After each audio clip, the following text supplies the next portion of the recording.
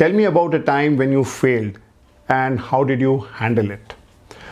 Well, the intention behind asking this question by the interviewer is to see that have you faced any adverse situation, and number two, do you take the responsibility of your actions, and finally, what did you learn from that mistake or from that failure?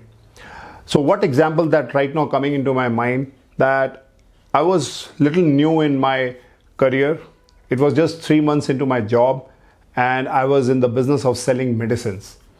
And I was along with my boss inside a customer place and I was talking about one of the new products that we had launched.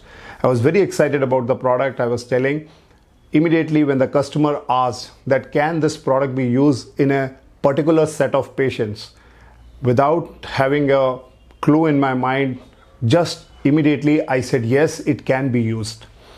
While luckily my boss was sitting next to me, he just pressed my hand and he clarified that this product cannot be used.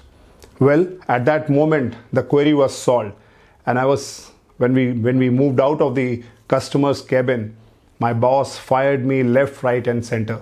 He said, you would have actually created a disaster not only for the company but also you were playing with the lives of the patient.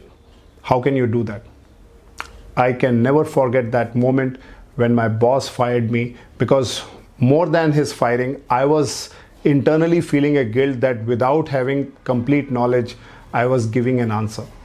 That was the biggest learning of my life, that I will never visit a customer place without going through the complete details of my product, because ultimately it's about patients, it's about safety, it's about my customer, it's about my company.